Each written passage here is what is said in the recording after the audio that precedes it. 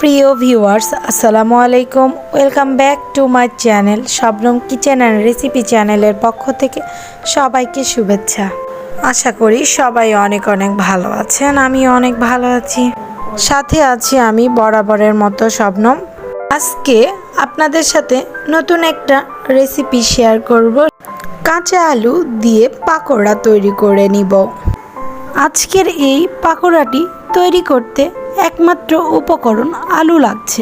আলু দিয়ে আমরা তৈরি করে নিতে পারবো এই মুচমুচে প্রথমেই আমি এখানে খোসাসহ আলু নিয়েছি। খোসাসহ আলুগুলোকে পরিষ্কার করে নিয়েছি। খোসাগুলোকে ছাড়িয়ে এখন কুচি কুচি করে বটিতে এভাবে কুচি করে নিয়েছি। কুচিটা একটু সময় ধরে করে নিতে হবে। এখানে আমি এখন অ্যাড করছি 1 চামচ লাল মরিচের গুঁড়া, হাফ চামচ হলুদ গুঁড়ো অ্যাড করছি, 1 চামচ জিরা গুঁড়ো অ্যাড করছি।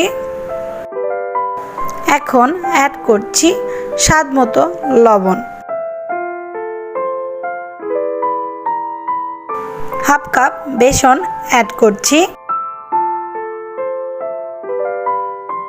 অ্যাড করছি 3 টেবিল চামচের মতো কর্নফ্লাওয়ার। আপনারা চাইলে ময়দাও ব্যবহার করতে পারেন। তো এখন সবগুলো ইনগ্রিডিয়েন্টস ভালো করে হাত দিয়ে মিক্সড করে নিচ্ছি। একটু সময় নিয়ে ভালো করে সবগুলো ইনগ্রিডিয়েন্টস মিক্সড করে নিতে হবে। আমি সামান্য পরিমাণে একটু পানি অ্যাড করছি ভালো করে মিক্সড করে নেওয়ার জন্য।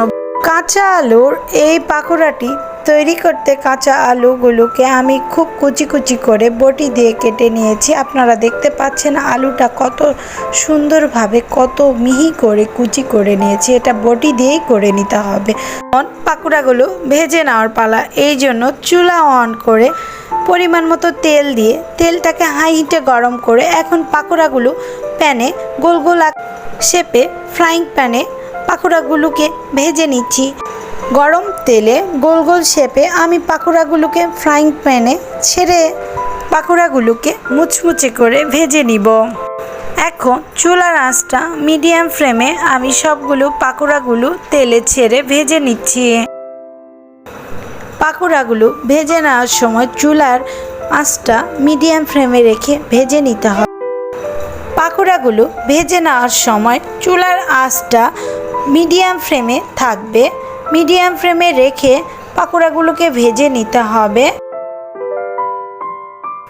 পাকোড়াগুলো ভেজে নেওয়ার সময় হাই হিটে ভেজে নেওয়া যাবে না, মিডিয়াম ফ্লেমে ভেজে নিতে হবে। হাই হিটে ভেজে নিলে পুড়ে যাবে, উপরটা পুড়ে যাবে, ভিতরে সিদ্ধ হবে না।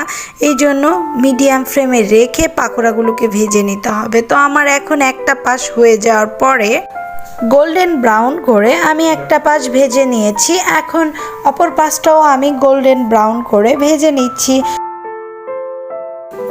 এখন উল্টিয়ে পাল্টে 2 পাশটাই গোল্ডেন ব্রাউন করে ভেজে নিচ্ছি। 2 পাশটাই আমার মুচমুচে করে ভেজে নেওয়া হয়ে গেছে। এখন আমি উঠিয়ে নিচ্ছি সার্ভিং প্লেটে। তেলটা ভালো করে ঝরিয়ে আমি সার্ভিং প্লেটে তুলে নিচ্ছি। আজকের এই রেসিপিটি ঘরে থাকা উপকরণ দিয়েই তৈরি করে নেওয়া যায় খুব সহজে। আজকের এই রেসিপিটি যদি আপনাদের কাছে ভালো লেগে থাকে তাহলে প্লিজ আমার চ্যানেলকে সাবস্ক্রাইব করবেন। পরবর্তী রেসিপি দেখার আমন্ত্রণ জানিয়ে আজকে বিদায় নিচ্ছি। আল্লাহ হাফেজ।